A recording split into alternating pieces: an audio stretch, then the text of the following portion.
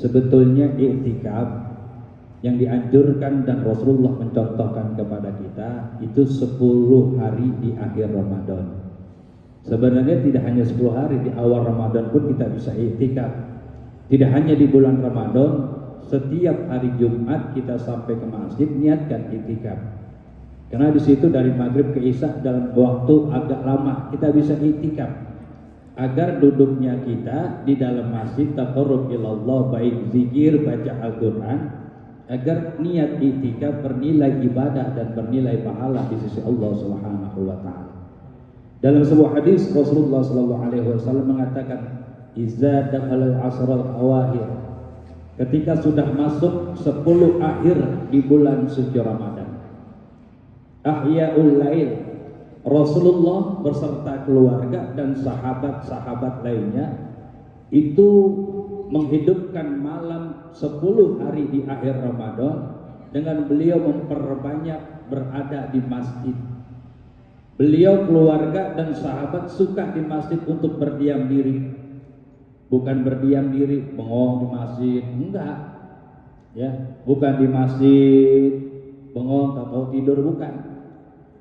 Beliau paling suka di masjid berdiam diri, taqarrub ilallah, tafakkur, mendekatkan diri kepada Allah Subhanahu wa taala di 10 hari di akhir Ramadan.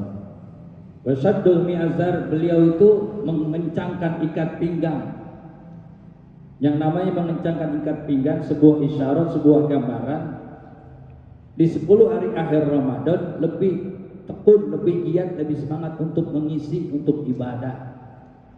Kita bukan malah ngencengin pinggang, malah ngendorin sarung, dibuat tidur kedinginan. Seharusnya kencangkan pinggang untuk lebih semangat di akhir 10 bulan suci Ramadan. Maka setiap siapapun yang menyampaikan ketika materi dakwah ataupun ceramah di 10 hari di akhir Ramadan, pasti yang disampaikan adalah ayat Al-Qadar. Inna anzalnahu. Karena sebuah motivasi agar kita bisa meraih, menggapai malam Lailatul Qadar, malam kemuliaan, malam 1000 bulan kemuliaan yang sengaja Allah sediakan di 10 hari di malam-malam ganjil, agar kita termotivasi, enggak lemah, enggak menurun kualitas ibadah kita. Karena Allah Maha tahu yang namanya di akhir-akhir Ramadan sudah banyak yang kesibukan, apalagi urusan dunia. Udah pasti itu. Allah sediakan malam 1000 kemuliaan, malam Lailatul Qadar, agar kita bisa meraih, manfaatkan keistimewaan, keutamaan yang Allah sediakan di malam-malam Lailatul Qadar, di malam-malam ganjil.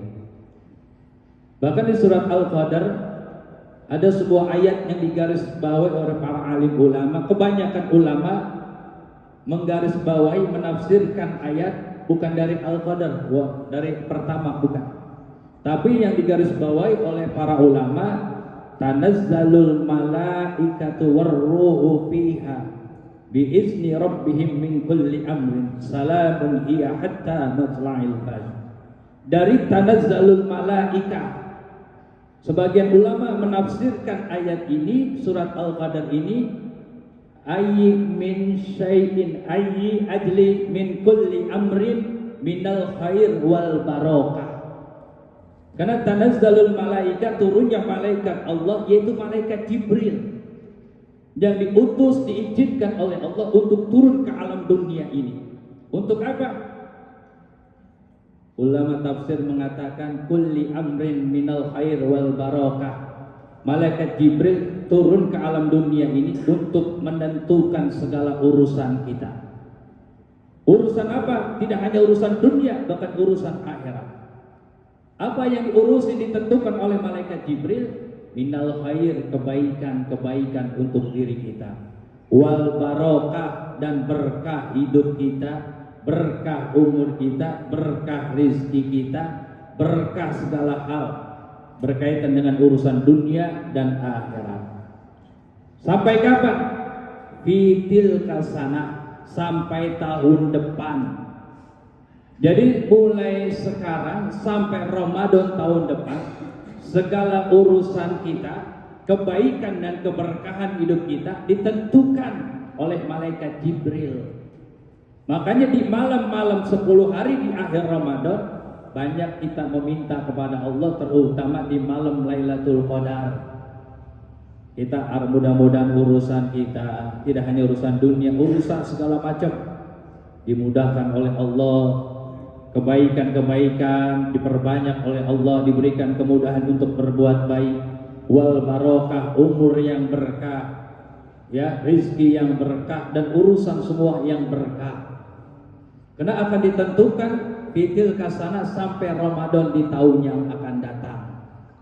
Maka sayang kalau tidak kita manfaatkan 10 hari di akhir Ramadan, yang dimana di situ disediakan kemuliaan, tapi kita tidak banyak meminta, kita tidak banyak memohon kepada Allah.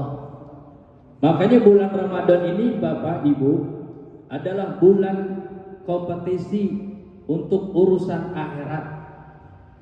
Ya, kita berlomba-lomba di bulan Ramadan ini dari awal hingga akhir, berlomba-lomba untuk urusan akhirat. Ibadah puasa, sholat sunat tarawih, tadarus Al-Quran, berzikir, berselawat, kita iktikaf di masjid di malam ganjil, itu berlomba-lomba semua urusan akhirat. Yang nanti di ujung akhirnya yang namanya perlombaan pasti ada yang menang, kemenangan Allah berikan. Bagi orang yang mengisi di bulan Ramadan dengan perlombaan urusan akhirat, dia isi dengan kegiatan-kegiatan amaliyah, ibadah, kebaikan, maka di akhir dia akan menjadi pemenang juara. Apa kemenangan yang Allah berikan untuk dirinya? Man shoma Ramadanan imanan wa ihtisaban ghufira lahu ma taqaddama min dzambi. Allah akan ampunkan dosa-dosa yang telah ia lalui. Artinya 11 bulan segala dosa, kesalahan yang kita lakukan diampunkan oleh Allah sampai kita ketemu kembali di bulan suci Ramadan tahun yang akan datang. Tuh ya Allah ya Karim. Makanya bulan perlombaan ini untuk urusan akhirat, ada yang menang, ada yang kalah, yang gagal. Siapa yang gagal? Orang yang menyia-nyiakan waktu di bulan Ramadan selama 1 bulan Allah sediakan, namun tidak dimanfaatkan, dia isi dengan berbagai kegiatan ibadah dan amaliyah lainnya. Kalah dia, gagal jadi pemenang. Maka nanti di penghujung akhir Ramadan, itulah yang pemenang yang sesungguhnya.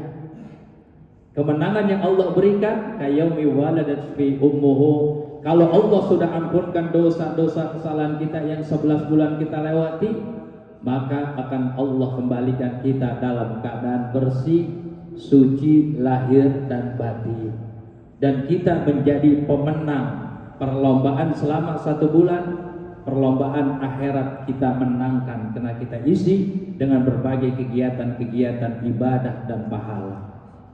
Bapak Ibu yang saya hormati dan saya muliakan, bahkan kita ini sudah masuk di detik-detik akhir.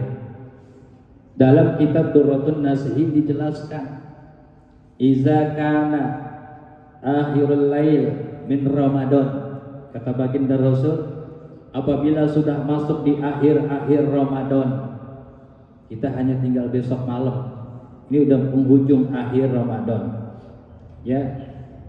Itu bakatis samawati wal ard, alam semesta ini, langit dan bumi semuanya nangis. Wal malaika, termasuk para malaikat Allah pun menangis. Kenapa bumi, langit, para malaikat menangis? Musibatul ummati Sayyidina Muhammad, karena umat Nabi Muhammad mendapat musibah.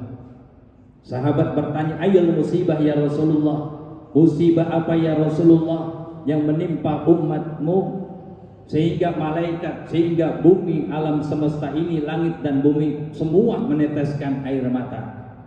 Qala Rasulullah sallallahu alaihi wasallam, zahabur Ramadan, musibah yang menimpa umatku yaitu dengan perginya bulan suci Ramadan.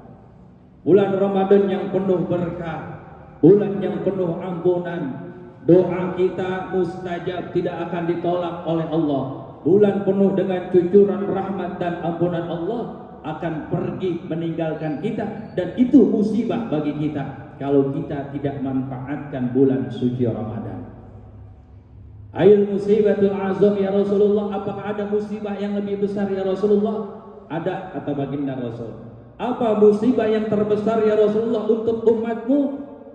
Rasulullah SAW menjawab, kalau malaikat saja menangis, kalau bumi saja langit menangis dengan perginya bulan suci Ramadan, seharusnya kita lebih menangis, lebih meneteskan air mata. Kenapa? Karena kita menyia-nyiakan waktu yang ada selama 1 bulan tidak kita manfaatkan untuk ibadah. Masya Allah. Alam semesta ini, langit, bumi, para malaikat menangis semua. Karena bulan Ramadan akan pergi meninggalkan kita. Bulan yang penuh berkah. Kenapa menangis? Karena kita belum tentu, maaf, akan bertemu di Ramadan tahun akan datang. Maka seharusnya kita manfaatkan bulan Ramadan, kita isi dengan berbagai kegiatan dan aktivitas ibadah.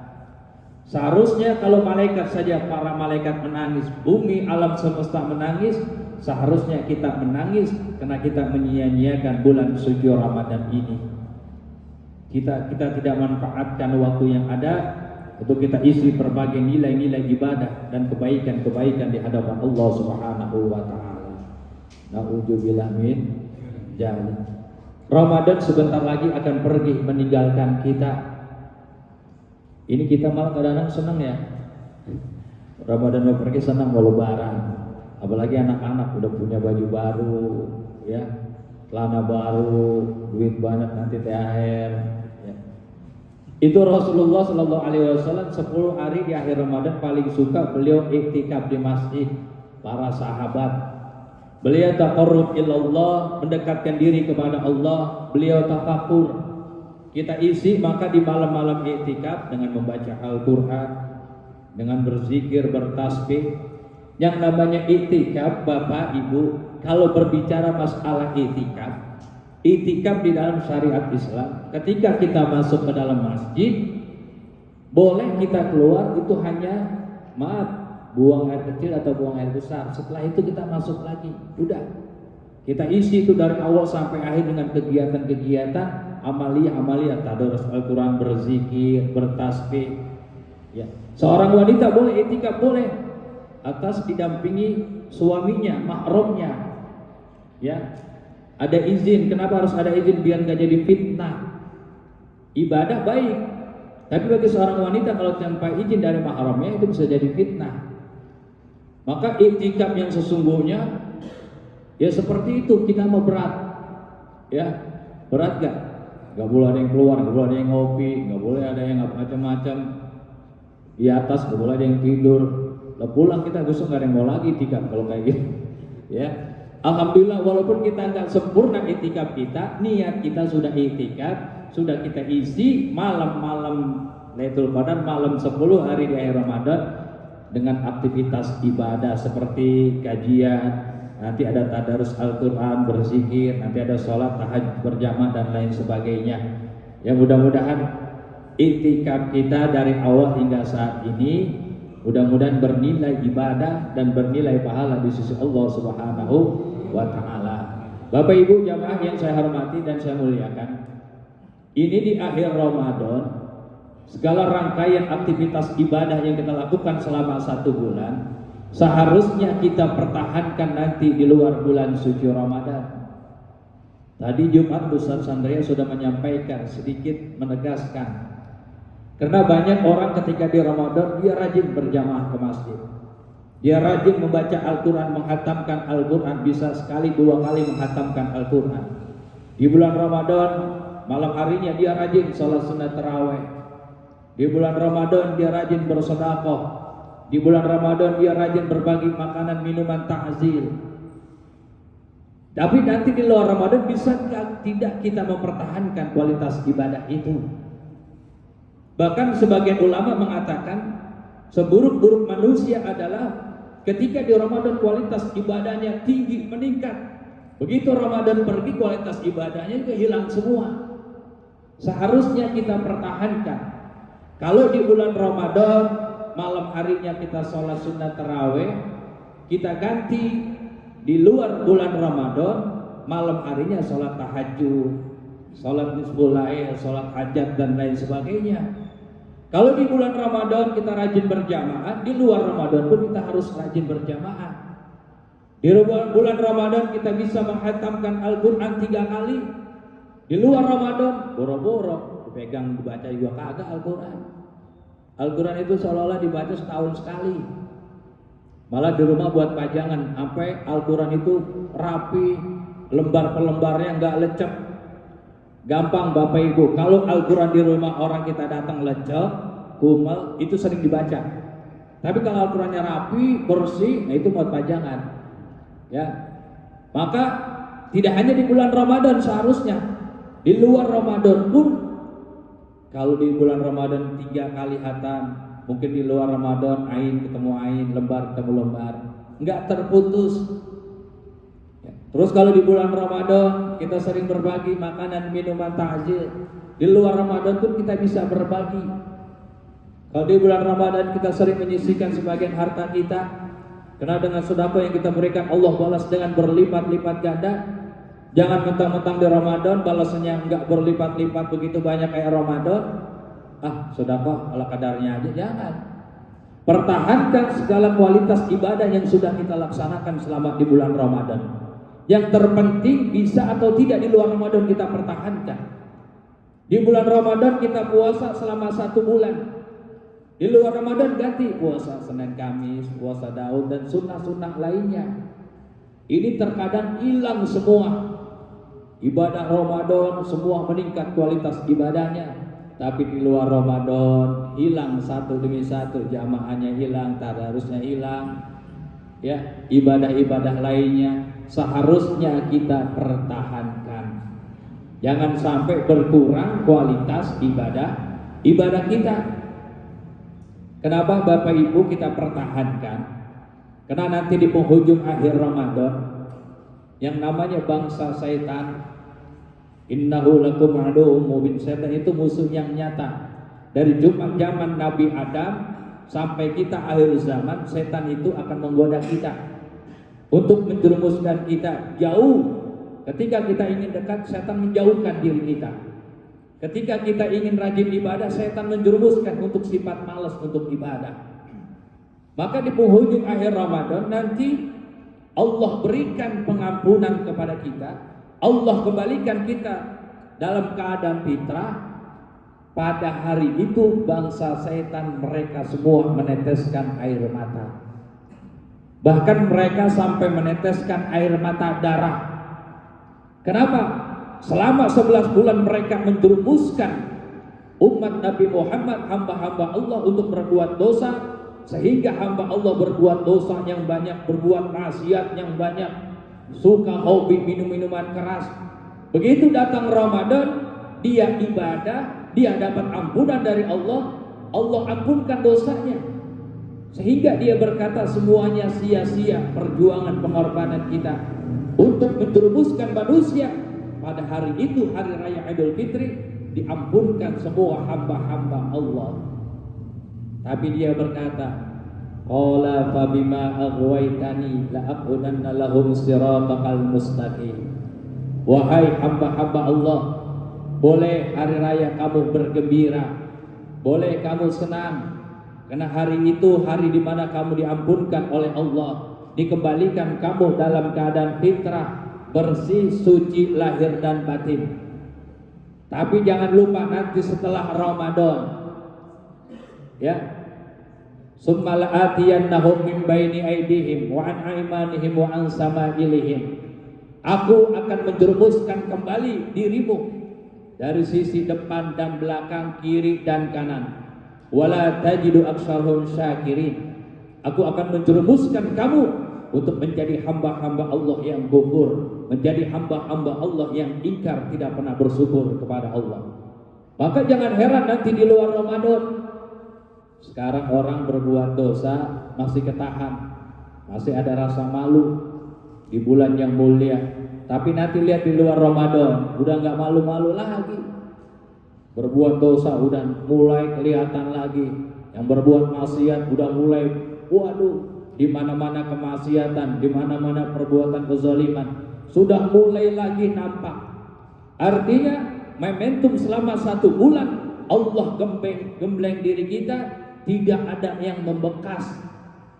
Seharusnya membekas selama 1 bulan Allah gembleng diri kita dengan berbagai kegiatan-kegiatan, aktivitas ibadah dan kebaikan yang kita lakukan. Di bulan Ramadan selama 1 bulan kita dekat dengan Allah begitu luar biasa. Kita di mana-mana beristighfar, kita orang berpuasa, ya, mulut kita, napas kita Allah jadikan nilai pahala kalimat tasbih. Mulut kita harum bagaikan minyak kasturi karena mulut kita dalam kondisi berpuasa. Tidurnya kita bernilai ibadah. Begitu banyak kemuliaan, keutamaan yang Allah berikan kepada diri kita. Tapi nanti di luar Ramadan kembali lagi untuk berbuat dosa.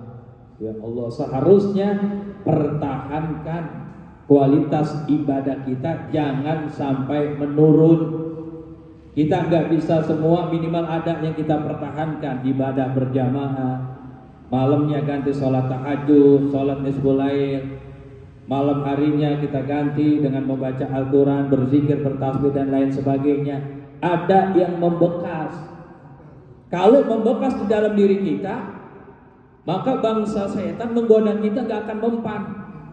Kita bisa menjaga kesucian yang Allah berikan kepada diri kita. Kita nggak mau lagi kotori dengan perbuatan-perbuatan dosa. Selama 1 bulan kita ibadah puasa dan ibadah lain, Allah kembalikan kita dalam keadaan bersih. Sayang kalau di luar Ramadan kita kotori lagi. Kita kotori hati kita kotori diri kita dengan perbuatan-perbuatan dosa. Kenapa? Jangan sampai sebelum Ramadan tahun akan datang belum tentu kita ketemu.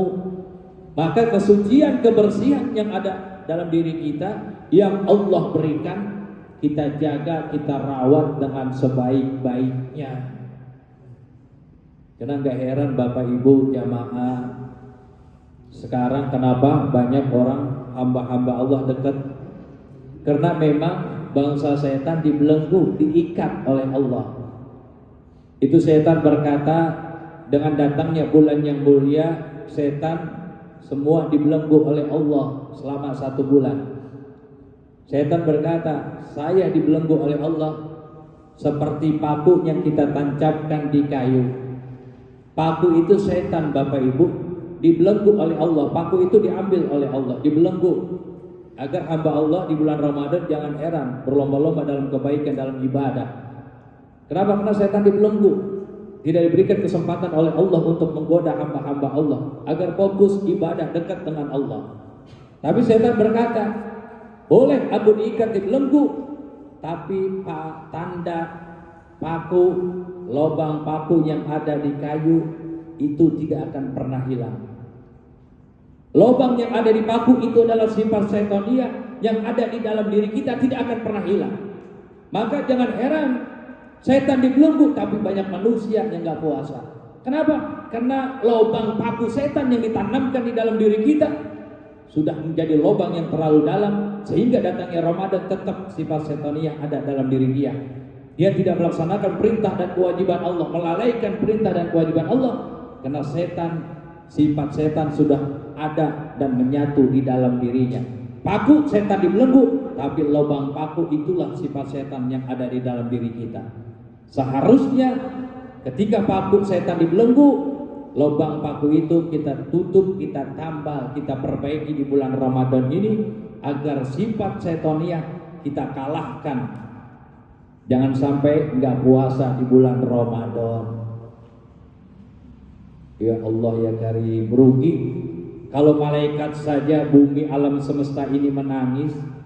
Seharusnya kita lebih menangis karena kita menyia-nyiakan selama 1 bulan yang Allah sediakan keutamaan, keistimewaan yang luar biasa. Kita sia-siakan, tidak kita isi dengan berbagai aktivitas ibadah. Na'udzubillah min dzalik. Bapak Ibu yang saya hormati dan saya muliakan, Itu sifat syaitaniyah. Maka bangsa mereka nanti di akhir Ramadan, di hari raya Idul Fitri, dia gencar-gencarnya menghantam kita, akan menghajar kita habis-habisan. Karena selama 1 bulan dia nggak bisa menghajar kita. Tapi nanti ketika dia sudah dilepas oleh Allah dari belenggu, dia akan kembali menjerumuskan kita dengan pasukannya yang begitu dahsyat dan luar biasa. Ingin menjerumuskan kita kembali untuk berbuat dosa, kesucian yang Allah berikan, sehingga akhirnya banyak manusia yang mengotori kembali kesucian, kebersihan yang Allah berikan dengan perbuatan-perbuatan dosa dan maksiat di hadapan Allah. Na'udzubillah min. Bapak Ibu yang saya hormati dan saya muliakan, maka pertahankan, ya. Bahkan Imam Syafi'i mengatakan, ya, di dalam Al-Quran Allah Subhanahu Wa Taala menjelaskan, wala tattabi'il hawa, jangan kita menuruti hawa nafsu, karena hawa nafsu ini adalah musuh yang terbesar bagi kita umat manusia. Ketika Rasulullah setelah melaksanakan perang Badar Al-Kubra, perang Badar Al-Kubra adalah perang yang terbesar yang dialami oleh umat Rasulullah bersama dengan Rasulullah. Perang Khandaq, perang Tabuk kecil, tapi perang Badar adalah perang terbesar. Ketika perang terbesar, perang Badar dimenangkan oleh umat Islam, umat Islam semua pada saat itu bergembira ria. Kenapa perang yang besar dimenangkan oleh umat Islam? Padahal dalam sejarah, kenapa perang Badar dimenangkan oleh umat Islam? Allah turunkan para malaikat-malaikat Allah untuk membantu umat Islam ketika perang terjadi, perang Badar Al-Kubra. Semua bergembira, sorak ria, kemenangan dimenangkan oleh umat Islam. Tapi Rasulullah mengingatkan, wahai para sahabatku, wahai saudara-saudaraku, janganlah kamu larut dalam kegembiraan. Perang ini adalah perang besar. Sesungguhnya perang ini adalah perang yang kecil. Ada yang perang yang paling terbesar. Apa ya Rasulullah perang yang terbesar? Ma huwa jihadul akbar? Apa jihad akbar ya Rasulullah? Yaitu jihadun nafs, perang melawan hawa nafsu yang ada di dalam diri kita. Sesungguhnya ini adalah perang yang terbesar. Puasa kita bisa menahan lapar dan haus, tapi sesungguhnya perang yang terbesar adalah perang melawan hawa nafsu yang ada di dalam diri kita. Karena hawa nafsu menurut Imam Ghazali itu 4 mengarah ke dalam keburukan, berbuat dosa. 1 hanya nafsu yang mengarah dalam kebaikan. Coba nafsu ada 5, Imam Ghazali menggambarkan 4 mengarah keburukan, 1 mengarah kebaikan. Secara logika nggak mungkin 1 mengalahkan yang 4. 4 tentu menang mengalahkan yang 1.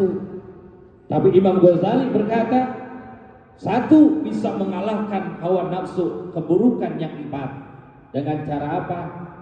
Dengan cara mengikatnya, membelenggunya dengan ibadah sholat. Maka inna sholata tanha 'anil fahsya'i wal munkar. Orang yang menjaga, merawat ibadah sholatnya, orang yang mengamalkan ibadah sholatnya dengan baik dan benar menurut syariat Islam, dia akan bisa mengendalikan hawa nafsu yang ada di dalam dirinya. Ketika 4 ini ingin menjerumuskan dirinya, bisa dibelenggu, bisa diikat oleh 1 hawa nafsu yang ada di dalam diri kita yang mengarah dalam kebaikan. Tuh. Maka jihad yang paling besar kata Rasulullah adalah jihadun nafs, jihad melawan hawa nafsu. Ketika orang lain berbuat dosa, kita menahan nafsu kita untuk berbuat dosa. Ketika orang melakukan perbuatan tercela, kita bisa mengendalikan hawa nafsu kita untuk tidak melakukan perbuatan dosa. Ini yang terpenting, jihad melawan hawa nafsu, mengendalikan. Ini yang sulit kadang-kadang kita mengendalikan hawa nafsu. Contoh Bapak Ibu, kita dalam keadaan puasa aja, ketika mau berbuka puasa, jujur kita manusia biasa. Kita ini Bapak Ibu puasanya puasa awam, bukan puasa khas. Yang namanya puasa khas itu adalah puasa para nabi dan para rasul, puasa para aulia yang memang betul zahirnya dan batinnya dalam keadaan puasa. Matanya tidak pernah melihat yang mengarah kemaksiatan, tangannya tidak pernah berbuat dosa, kakinya, dan benar-benar puasa khas. Kalau kita ini puasa awam, mulut kita puasa, tidak kena makan dan minum, tapi anggota tubuh kita nggak puasa. Jujur aja, cewek lewat pakaian terbuka kita lihat, emang kita puasa awam? Kadang-kadang nggak dilihatin ya, bagaimana kita punya mata manusia, kita puasa awam lah, lihatin nggak dilihatin mubazir lewat depan kita. Kadang-kadang ditutup mata kita sama tangannya direnggangin, tetap aja kan. Ngelihat wanita-wanita seksi lewat kita lihat. Kadang-kadang anak-anak ngabuburit tempat-tempatnya, maaf. Akhirnya dari pagi sejam 2 jam dia lihat ngabuburit, lihat cewek-cewek pakaian terbuka, nggak sadar tuh mata, kaki, tangan. Kadang-kadang Ramadan juga jahil tangan kaki, ya. Itu karena kita puasa awam. Kita bukan puasa khusus, maka jangan heran. Kita sudah bisa menahan lapar dan haus aja udah luar biasa. Tapi banyak yang nggak puasa. Ya Allah ya Karim, na'udzubillah min dzalik. Itu di dalam hadis Rasulullah SAW mengatakan, sekali lagi mungkin saya mengingatkan, man aftar yauman fi ghairi rukhsah, siapa orang yang membatalkan puasa dengan sengaja. Sengaja nih, bukan sengaja ngajain, pura-pura lupa, sengaja. Ya, dia kuat fisiknya tapi sengaja dibatalkan. Ya. Lam yakbid yauman duhur, dia tidak bisa membalas satu hari pahala puasa yang ia batalkan meskipun dia puasa 1 tahun penuh berturut-turut. 1 tahun penuh pun dia puasa tidak bisa menggantikan 1 hari pahala puasa, apalagi sebulan. Ya Allah, terkadang orang seminggu gak puasa bangga, padahal pahalanya luar biasa, apalagi sebulan dia gak puasa. Dia ngopi, dia makan Indomie, gak malu. 30 hari kita puasa, 29 hari kita puasa, ya. Dia sengaja batalkan 29 hari meskipun dia puasa 10 tahun full, tidak pernah berhenti, tidak pernah ada yang batal, tidak akan bisa menggantikan 1 bulan pahala puasa yang kita tinggalkan. Na'udzubillah min dzalik. Karena pahala yang begitu luar biasa Allah berikan kepada orang-orang yang berpuasa. Maka di dalam hadis qudsi Allah memberikan kekhususan, kullu amalin abdam illa siyam fa innahu li wa anna azzibihi. Semua amal ibadah hamba-hamba Allah, salat, haji, sedekah dan lain sebagainya ditentukan oleh Allah pahalanya. Sawaban, Allah tentukan pahalanya. Illa wa anna azzibihi, kecuali ibadah puasa. Puasa khusus hanya Allah yang memberikan. Hanya sebagian persen yang ditunjukkan diberikan oleh Allah melalui hadis Nabi, keutamaan dan keistimewaan bulan Ramadan, tapi begitu luar biasa. Padahal ibadah puasa hanya untukku, wa anna azbihi, hanya aku yang akan memberikan balasan bagi orang yang berpuasa. Ibadah puasa khusus hanya Allah yang memberikan pahala. Maka ibadah puasa hanya kita dengan Allah yang tahu. Orang tua bisa dibohongin, tetangga teman bisa dibohongin puasa, tapi Allah tahu. Tuh, pulang pura-pura lemas, pura-pura kayak puasa tapi mulut basah, ya kan, kelihatan. Tuh, ya, jangan sampai na'udzubillah min dzalik, ibadah puasa khusus. Jangan sampai ibadah puasa kita batalkan dengan sengaja. Na'udzubillah min fi ghairi rukhsah, dalam ilmu fikih kecuali memang ada rukhsah yang dibenarkan menurut syariat Islam. Seperti apa? Sakit, berpergian, itu diperbolehkan untuk tidak puasa, diganti nanti di luar Ramadan. Berpergian dalam waktu kurang lebih 100 km. Ini kesimpangan baru 5 meter udah bilang musafir, batal puasa. Nggak boleh menggampangkan sengaja. Kecuali musafir yang mau pulang kampung ratusan kilometer, boleh. Ada rukhsah yang dibolehkan untuk membatalkan puasa. Kalau dia mau membatalkan, kalau enggak ya silakan lanjut puasanya. Sayang rugi silakan. Tapi pun dia membatalkan puasa dengan sengaja, ada rukhsah yang dibolehkan. Yang kedua, sakit. Ketika orang ditimpa satu penyakit dan dia harus minum obat pagi, siang dan malam, itu rukhsah dibolehkan membatalkan puasa. Karena harus minum